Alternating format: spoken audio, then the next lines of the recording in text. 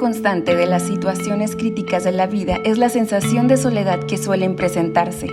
Aun cuando estamos rodeados de personas, la falta de empatía, las críticas, la poca comprensión o el desinterés de los demás hacen que la carga se vuelva aún más compleja y difícil de llevar. Esto es más común y más dañino de lo que nos imaginamos. Los efectos que causa el sentirnos solos algunas veces repercuten más que la propia crisis, llevando incluso a una persona al extremo de atentar contra su propia vida.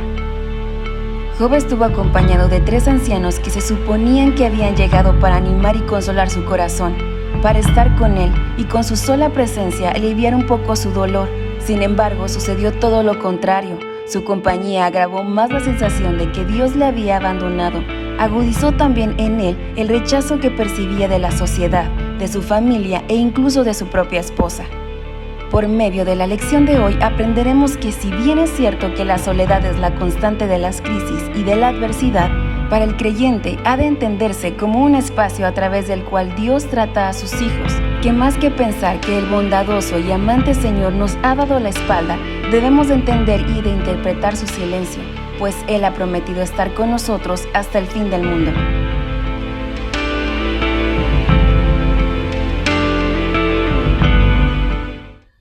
Hola, ¿cómo estás? Bienvenido una vez más a nuestra transmisión de nuestro estudio del libro de Job.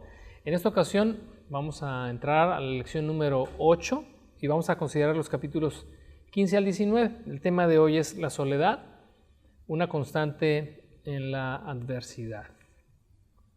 ¿Quién no se ha sentido alguna vez solo, rodeado de personas? Es una paradoja que se vive muy comúnmente y sobre todo cuando tenemos momentos de crisis o algún momento de adversidad muy particular en nuestra vida, solemos tener sentimientos así de soledad.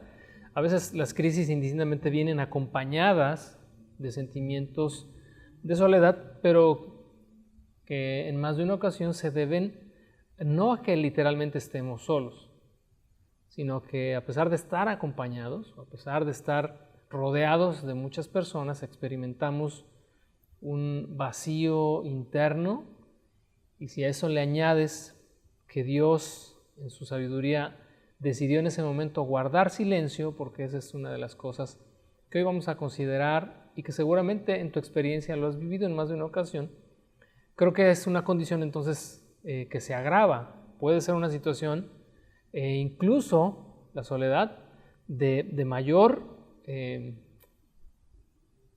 intensidad que la crisis misma que pudiéramos estar viviendo, ¿no? Nosotros como creyentes, si no es tu caso, pero quizás hablando de aquellos que disfrutamos y gozamos de comunión con otras personas, con hermanos en la fe, en un núcleo de asamblea, en un núcleo donde tenemos relaciones interpersonales, a veces en iglesias que superan 500 personas, 1000 personas, o sea, estamos rodeados de muchísima gente y pudiera ser que en más de una ocasión hayamos pasado por estos momentos así de soledad que no tienen nada que ver con el tipo de personalidad que pudiéramos tener. Es decir, hay personas introvertidas que aún a pesar de ser introvertidas no precisamente se sienten solos en momentos de crisis. Y quiero hacer aquí un paréntesis breve. Estamos hablando de la soledad en momentos de adversidad. Recuerda que pues, estamos en torno al libro de Job, y el libro de Job es un momento de crisis por la cual Job está pasando. Así que no se trata de la personalidad. Hay quienes tienen esta característica, cualidad, virtud de ser muy extrovertidos y ser el alma de la fiesta, pero en un momento de dificultad sentirse solo, ¿no? Dentro de todo lo que estos capítulos, porque vamos a considerar 5 capítulos, desde el 15 al 19, y vamos a, ya sabes, hacer un extracto. Yo espero que hayas hecho la lectura durante la semana de estos 5 capítulos, y quiero recomendar una vez más que la lectura la hagas en una versión contemporánea. Si tú estás leyendo el libro de Job en la versión Reina Valera, te vas a perder entre tanto romanticismo, y me refiero al lenguaje. O sea, el lenguaje que utiliza la versión Reina Valera es muy romántico, muy profundo, y de repente es una lectura, en este libro en particular, puede ser una lectura muy pesada, y que poco puedas estar extrayendo y disfrutando. Así que yo te recomiendo que uses la Nueva Traducción Viviente, la Nueva Versión Internacional, incluso la Dios habla hoy. Creo que el libro permite que puedas usar una versión como cualquiera de esas para que tomes y te refresques al transitar por este libro. Entonces vamos a ver en el capítulo 15 y en el capítulo 18, o sea, voy a hacer como un resumen de estos dos capítulos, 15 y 18, para dejar 16, 17 y 19 aparte, porque en estos dos, otra vez, los amigos de Job, en una segunda vuelta, porque ya a estas alturas, hasta el capítulo 14, cada uno de los tres amigos ya intervino, cada uno en orden, ya acusaron a Job, ya Job replicó, ya Job respondió. Ahora viene la segunda vuelta, en la que en el capítulo, por ejemplo, en el capítulo 15, vemos la acusación que Elifaz hizo a Job, y tal parece que vamos avanzando en los capítulos y las cosas van subiendo de tono, y seguirán subiendo de tono ya hasta que Job dé su último discurso.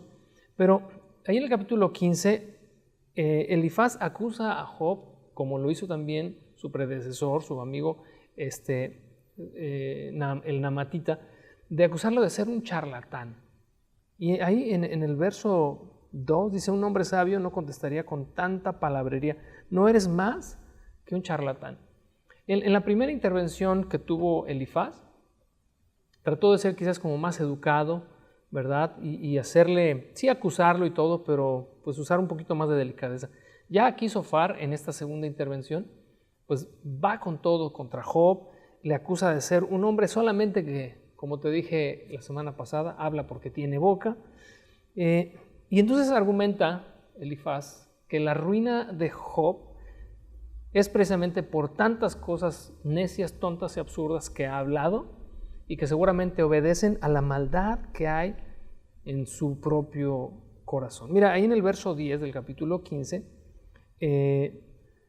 dijo Elifaz: de nuestro lado están los hombres de edad y de canas, más ancianos que tu padre.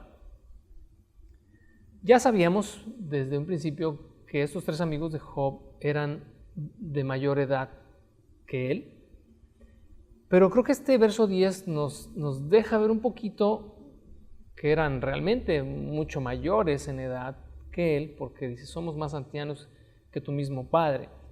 Y entonces imagina el cuadro, y quiero que lo imagines porque desafortunadamente, por no observar estos detalles, en muchos cuadros, pinturas que tenemos, imágenes de este cuadro, ¿no?, de Job con sus amigos, normalmente ponen a hombres jóvenes, ¿no?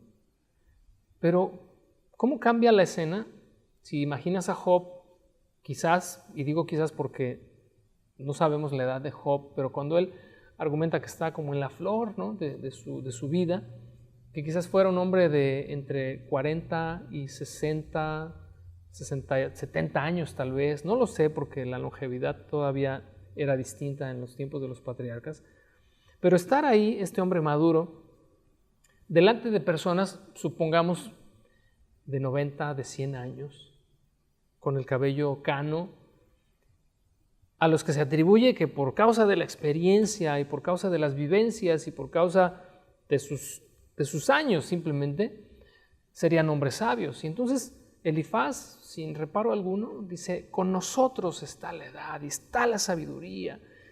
Y me hizo recordar esto, lo que es en el Salmo 119, versos 99 al 101, el salmista escribe en cuanto a aquel que ama a Dios, ama su ley, ama su palabra, puede llegar a ser incluso más sabio que los viejos. Te voy a leer el Salmo 119, verso 99 al 101, y dice: así es, tengo mejor percepción que mis maestros, porque siempre pienso en tus leyes. Hasta soy más sabio que los ancianos, porque he obedecido tus mandamientos. Me negué a andar por cualquier mal camino a fin de permanecer obediente a tu palabra. Creo que este salmo, esta porción del Salmo 119, cabría a la perfección en la experiencia y en la vivencia de Job, un hombre que amó a Dios y que le fue fiel.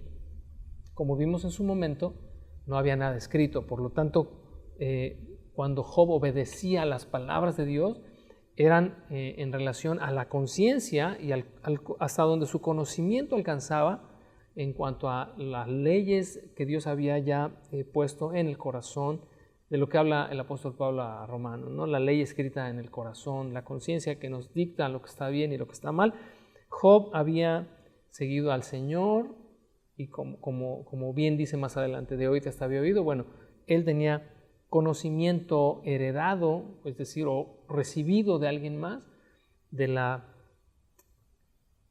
Dios, de su persona, de la persona de Dios, y bueno, era un hombre obediente, por lo tanto era más sabio que estos. Pero bueno, Elifaz atribuye que él y los que están con él, por ser más viejos, son más sabios. Y me gustaría que llevaras esto, porque vamos encaminándonos al tema de hoy, que es la soledad como una constante de la adversidad. Como a veces en los momentos en los que experimentas el sentirte solo, porque todos vivimos momentos así, momentos en los que sentimos que estamos en una isla literalmente rodeados de agua, en donde nadie te entiende, nadie te comprende, donde pasas la situación que estés viviendo, la vives solamente tú, pero no falta el que se presenta así como se presentó Elifaz, argumentando que tiene la solución para tu problema, ¿no?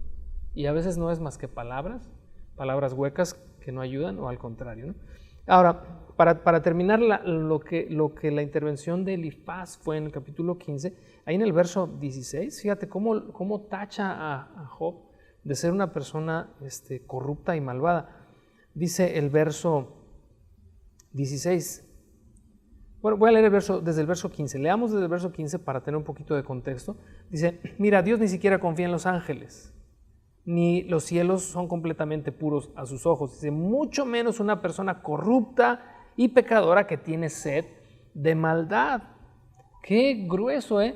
O sea, como te vengo diciendo, o sea, esto va subiendo de tono y va a subir más de tono. Más adelante vamos a ver ganchos al hígado, ¿no? De estos tres amigos de Job, porque literalmente fueron ya con todo. Y creo que Job, entre más se defendía, pues estos más argumentos tenían para arremeter contra él. Y entonces, qué difícil debió ser para Job, cuando él en su conciencia sabía que había vivido de manera justa y recta delante de Dios, que no había en él ninguna culpa, tener delante de sí a uno que se dijo su amigo, un hombre de edad, un hombre que tendrían que haber estado él y sus compañeros con esta finalidad de levantar, de apoyar, de consolar, ahora venir y decirle, tú eres un hombre malvado y eres un hombre corrupto y tienes sed de maldad.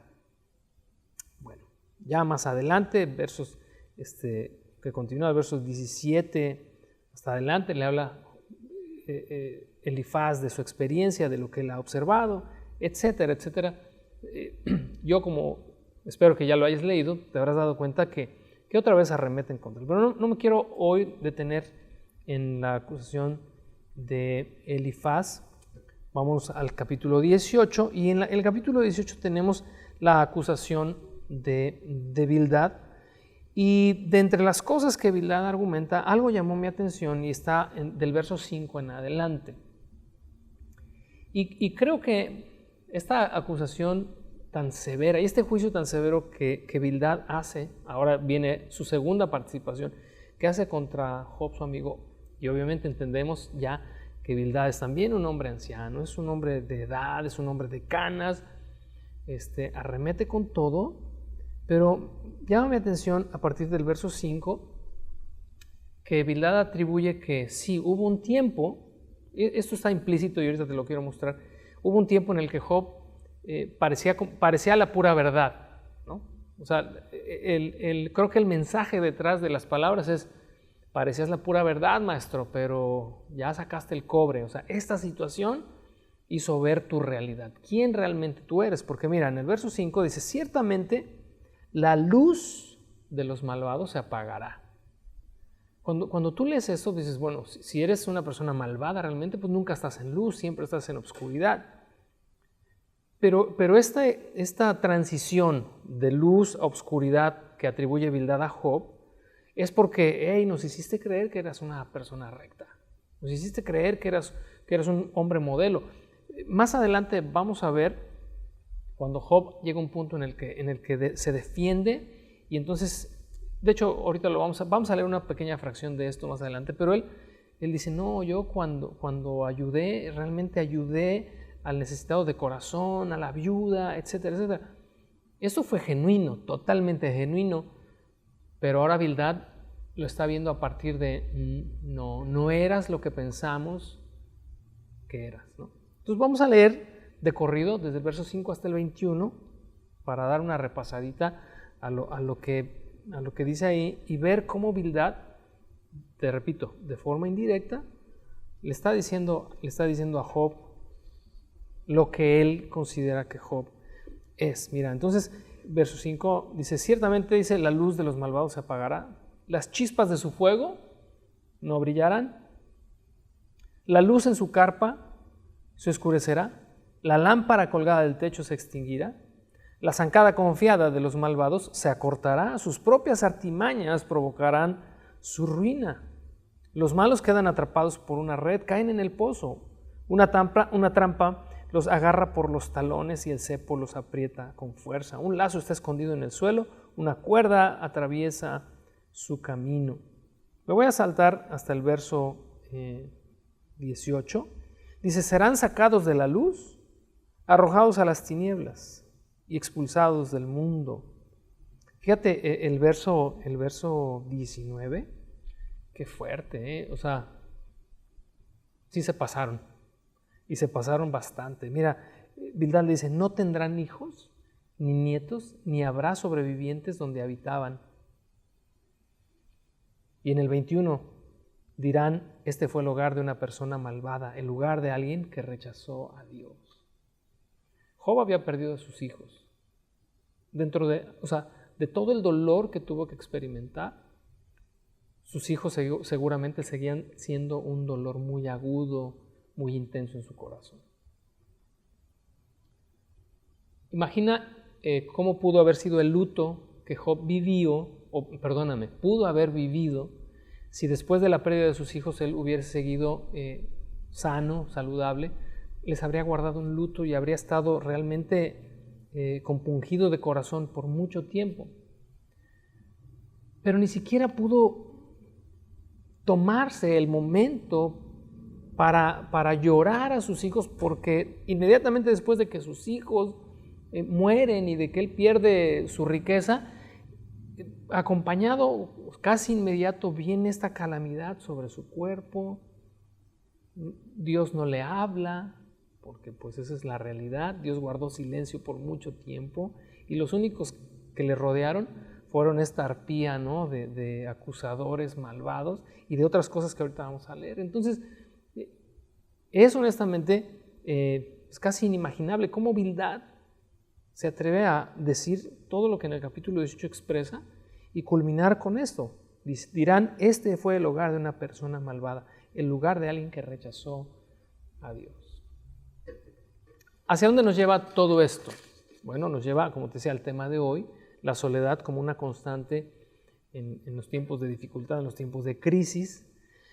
Capítulos 16, 17 y 19 son la respuesta de Job, pues obviamente a todas estas acusaciones. Y en el verso 4 del capítulo 16 los acusa de juiciosos, de orgullosos y de insensibles. Verso 4 dice, si ustedes estuvieran en mi lugar, yo podría decir lo mismo, podría lanzar críticas y menear mi cabeza ante ustedes. ¿No? Imagínate esta escena de menear mi cabeza ante ustedes, de estos juiciosos que seguramente cruzaron los brazos así y vieron a Job. Cada vez que Job hablaba, en su soberbia y en su arrogancia decían, este cuate no sabe lo que dice, o sea, pobre ignorante. Y se enardecían porque cada vez que ellos hablaban, se enardecían contra él. Cuando él decía, es que yo soy justo, es que no he pecado, ellos decían, miserable, eres un malvado. Y meneaban contra él la cabeza. Job dice, si yo estuviera en el lugar de ustedes, yo podría hacer lo mismo que ustedes. Pero fíjate, ahí mismo en el verso 5, dice, sin embargo, yo les daría palabras de ánimo e intentaría aliviar su dolor. Ese es el corazón de Job.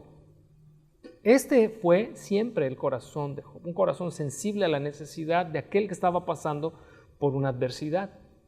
Fíjate, a pesar de que Job, como vimos semanas atrás, tenía un paradigma, ¿verdad?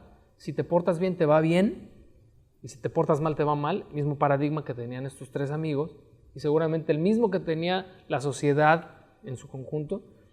A pesar de ello, cuando Job veía la adversidad de las personas, no las juzgaba, sino que se solidarizaba con ellos. Vamos a adelantarnos un poquito al capítulo 29, solamente para leer una pequeña fracción, porque ya llegaremos allá muy pronto.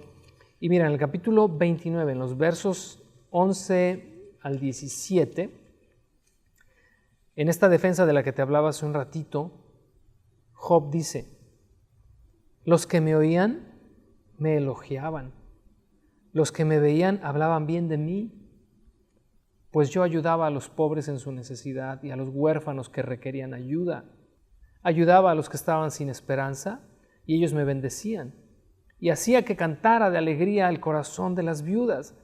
Siempre me comportaba con honradez. La rectitud me cubría como un manto y usaba la justicia como un turbante. Yo era los ojos de los ciegos y los pies de los cojos. Era un padre para los pobres y ayudaba a los extranjeros en necesidad. Rompía la cara de los opresores incrédulos y arrancaba a sus víctimas de entre los dientes. El verso 24, cuando estaban desanimados, yo les sonreía, mi mirada de aprobación era preciosa para ellos. Ese era el corazón de Job. Y entonces imagínate, un hombre así, un hombre de compasión, porque Job era un hombre de compasión, que cuando veía la necesidad simplemente se solidarizaba y era sensible.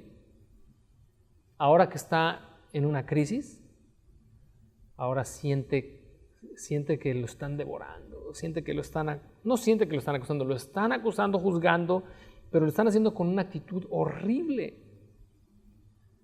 Todo esto que Job está experimentando hizo que Job se sintiera solo. Es como te decía, parece ser la constante en la adversidad y en la crisis, porque al menos, no creo ser el único, que cuando ha pasado por alguna situación difícil, a pesar de estar rodeado de tantas personas, llegas a sentirte solo. Y mira, Dios guardó silencio. Desde que Job comienza esta serie de calamidades, a partir de ahí Dios guardó silencio hasta cuando estos amigos de Job dejaron de hablar y cuando interviene Eliú, de quien hablaremos más adelante, y después entonces Dios dice que se manifestó en un torbellino y comenzó a hablar con Job. Pero en todo ese espacio de tiempo, que fue de meses o tal vez años, ya vimos que por lo menos meses hay entre el principio de la calamidad y su fin, pero no sabemos exactamente cuánto tiempo fue. Y ya hablamos también de lo que el tiempo hace en una dificultad, pero el silencio de Dios consumía el corazón de Job. Y el estar rodeado de tantos, pero con esta actitud, porque vamos a ver que no solamente fueron estos tres amigos, sino que literalmente todo el mundo le dio la espalda, hizo que Job entonces se sintiera solo en el universo.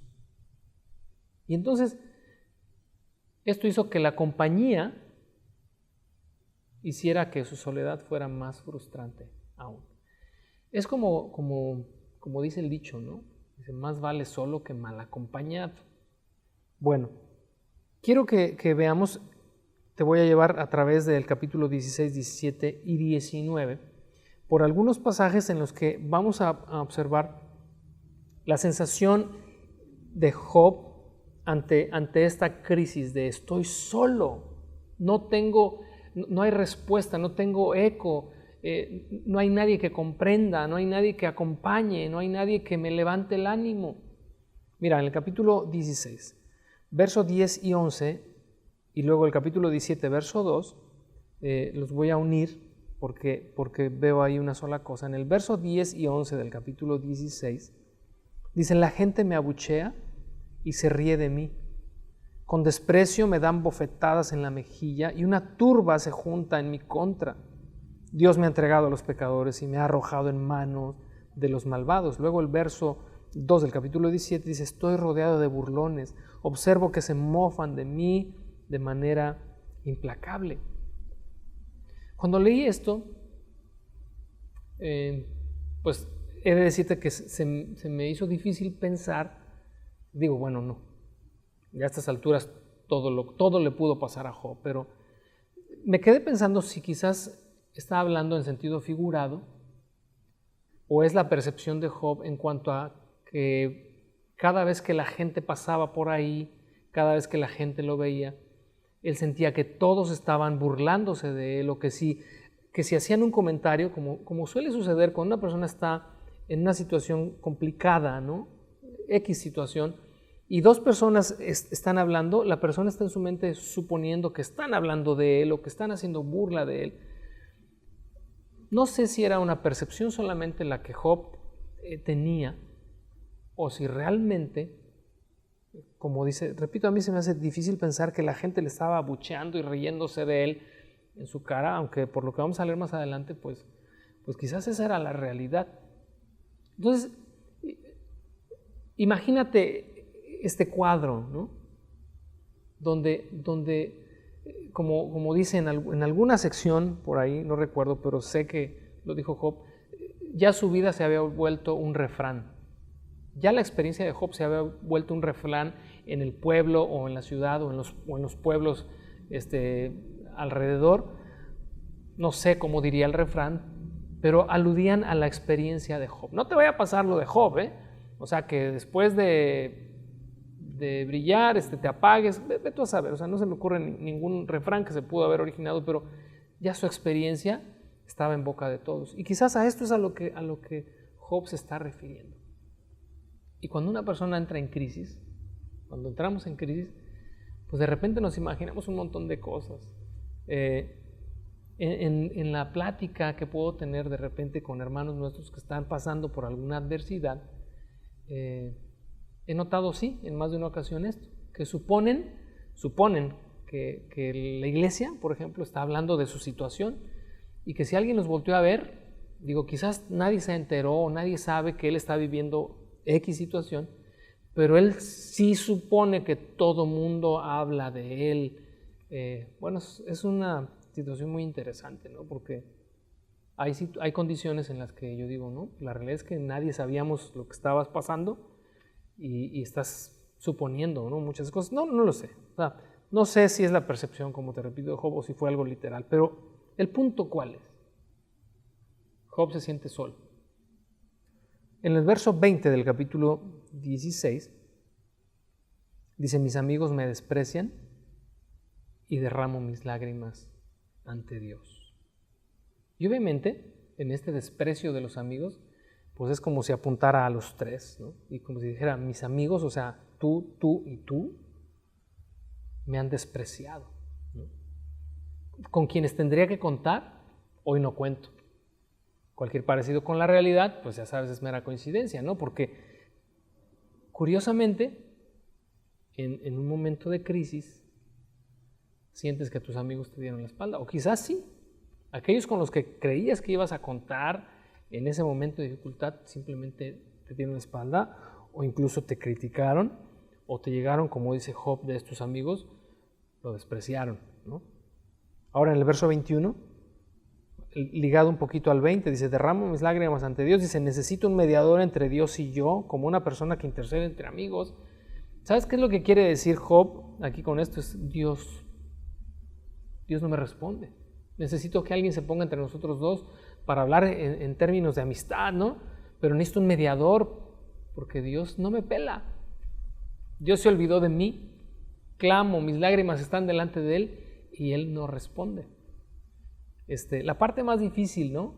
En la crisis de una persona es, y hablo de una persona que es creyente, ¿no? Que camina con Dios, que tiene comunión con Dios y que de repente parece que el cielo es de bronce. Y como si de aquí para allá no llega nada y de allá para acá tampoco, como que la puerta o la compuerta se cerró y clamas, pides, lloras, gimes y no pasa nada. Y entonces esto abona a tu soledad de una forma pues muy aguda, ¿no? En el capítulo 17, verso 4,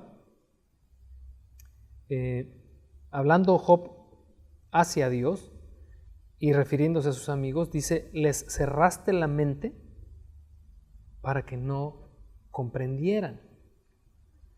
Job se siente incomprendido, pero atribuye que Dios les había cerrado a sus amigos el entendimiento para no poder comprender la experiencia o la situación o la vivencia de Job. Fíjate que voy a abrir aquí una pausa antes de ir a los 3 pasajes siguientes que están en el capítulo 19.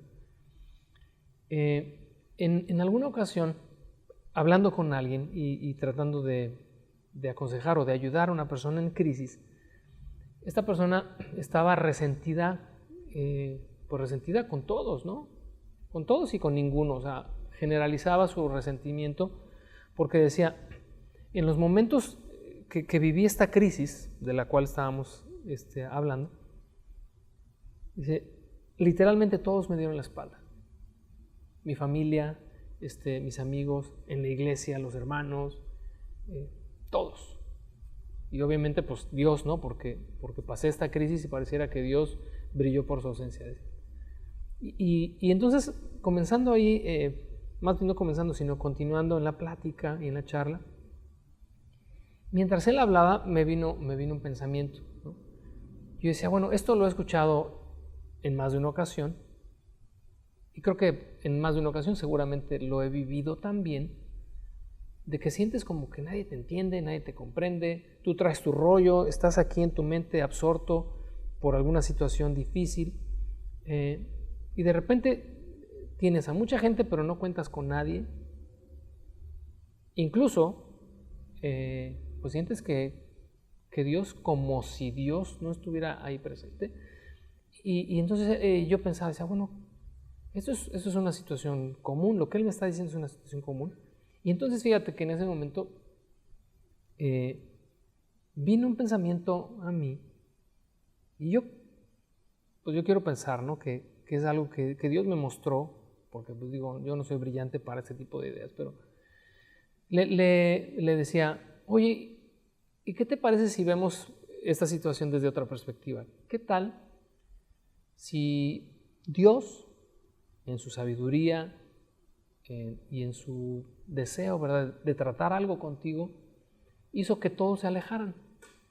Porque le dije, ¿no crees que es demasiada coincidencia que cuando saliste de esa crisis, todos de alguna manera volvieron otra vez a darte el rostro? O sea, si se habían volteado para no ver o ignorar o hacer como que no estaban, pero de repente volver, ¿no se te hace demasiada coincidencia que todos hayan vuelto otra vez a ti?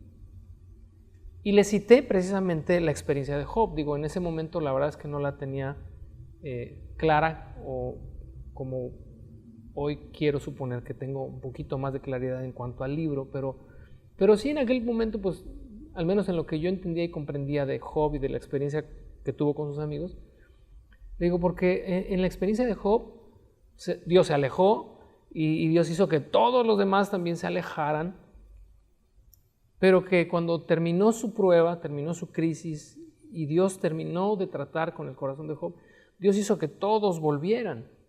Volvió a tener su familia, volvió a tener sus amigos y volvió a una comunión con Dios incluso más profunda, más íntima. Dije, ¿no crees que pueda ser así? Entonces me dijo, pues fíjate que no lo había pensado. Y entonces concluimos esa plática con lo siguiente. Le dije, ¿sabes qué? Si Dios interviene en nuestras vidas a través de una crisis, a través de una adversidad, a través de una condición difícil, y Dios hace y provoca en el corazón de las personas a nuestro alrededor que se alejen, que simplemente nos den la espalda, porque Dios quiere que por primera vez tal vez volteemos a verlo a Él, no a las personas, y que nos decepcionemos de todo mundo para que podamos tener una comprensión y una concepción más profunda y más clara de Dios, de su realidad, y que Él pueda tratar con nosotros en soledad, porque creo que ese es el momento, el mejor momento, o son los mejores momentos en los que Dios trata con nosotros, cuando estamos solitos. No porque estemos sin personas, sino porque nos sentimos aislados de todas las personas con las que no podemos conectar, y entonces levantamos los ojos al cielo. Y entonces me dijo esta persona, fíjate que no lo había visto así. Le dije, no te preocupes, yo tampoco, lo acabo ahorita de ver. Le dije, creo que eso nos haría transitar por esos momentos de soledad con una perspectiva diferente, no tomando represalia contra las personas. Si Dios las ha alejado, pues en su momento volverán. ¿Por qué no ver las cosas y esa sería la invitación para ti el día de hoy, ¿por qué no ver las cosas desde otra perspectiva, no? Porque luego nos amargamos porque, ay, sí, cuando pasé por esta, le hablé a mi amigo y pues no me ayudó, y el otro tampoco, y empieza uno a tomarla contra todos, ¿no? A tratar de justificar ese enojo y esa frustración en el hecho de que pues nadie se tomó el cuidado de atenderme. Pero si Dios fue el que intervino, y si es algo que Dios propició, pues no la tomes contra las personas. Para el caso, pues reclámale a Dios, porque es Dios quien los aleja. Yo pensaba, que sí es cierto, Dios se enojó con los amigos de Job, ¿no? Por todas estas acusaciones y por todo lo que hablaron injustamente. Pero pues honestamente, o sea, convencido estoy de que Dios los trajo. De que Dios, sabiendo el corazón de ellos, les dijo, estoy haciendo una suposición, ¿verdad? Les pudo haber dicho, hey, ustedes tres vengan para acá, necesito que platiquen con Job, ¿no? Porque ya sé que son un trío de arpías y me lo van a zarandear sabroso, vengan por favor. Porque si no, imagínate el libro de Job sin los amigos de Job. Pues nos habríamos quedado en el capítulo 2 o 3 y luego nos hubiéramos saltado hasta el último capítulo por ahí del 38. Pero el libro en realidad comprende esta interacción entre Job y sus compañeros, y ellos se volvieron como un aguijón en su carne, ¿no? Como una lija. Parte de la obra de Dios, y Dios quiso hacer, estoy convencido de ello, que Job se sintiera así, solito, decepcionado de todos. La perspectiva de Job en cuanto a las personas cambió, pero entendió una cosa, que Dios quería tratar con él. Llevémonos eso de tarea. Si estás en una crisis, velo de esta perspectiva, y el día de mañana, si hoy no estás y el día de mañana entras en una crisis, no la tomes contra nadie. No la tomes contra tu marido, contra tu mujer, contra tus hijos, ¿verdad? De nadie me entiende, me siento solo. Pues mejor levanta los ojos al cielo y dile, Señor, pues me siento solo, pero yo sé que tú estás aquí. ¿Qué es lo que quieres tratar conmigo? ¿Qué es lo que me quieres decir? Bueno, rápido vamos al capítulo 19. Ahí en los versos del 1 al 5, Job se siente juzgado, criticado y con esta insensibilidad extrema de sus amigos. Dice, ¿hasta cuándo me torturarán?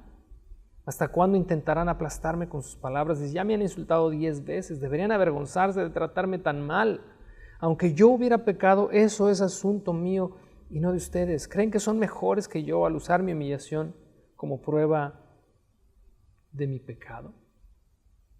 Ahora, el verso 7 del mismo capítulo 19, fíjate, dice Job, yo clamo, socorro, pero nadie me responde. Y ahí, si tú subrayas en tu Biblia, yo aquí le puse un circulito, o sea, circulé nadie me responde.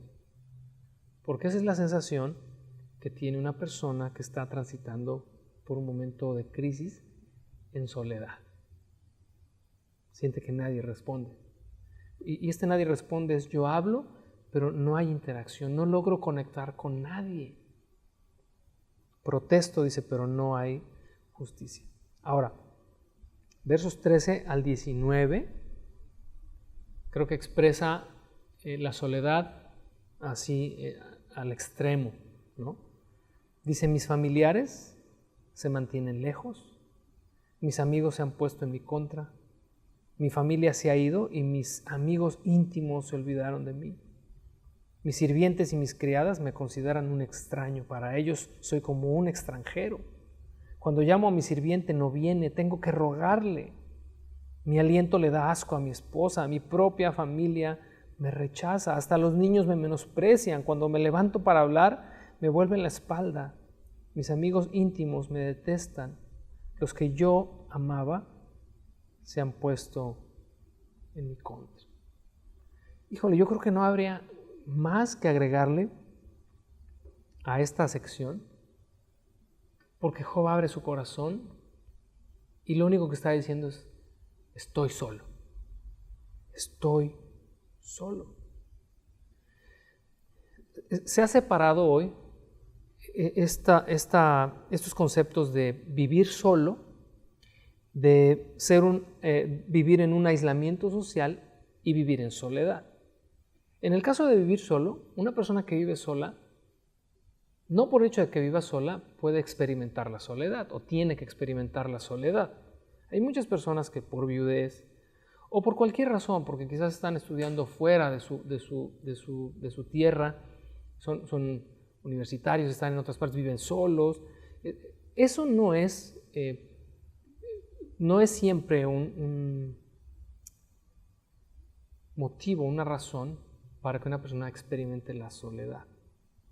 Ahora, el aislamiento social es una situación objetiva, es decir, la persona decide tener mínimo contacto con las personas. Entonces, eres retraído, pero el hecho de que seas retraído, de que no te guste tanto la interacción con otros, quizás por tu forma de ser, por tu carácter, tampoco es imperativo de que vivas en soledad.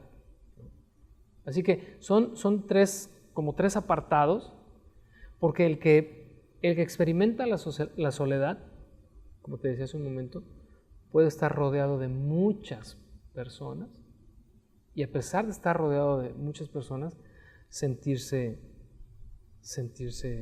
solo, ¿no?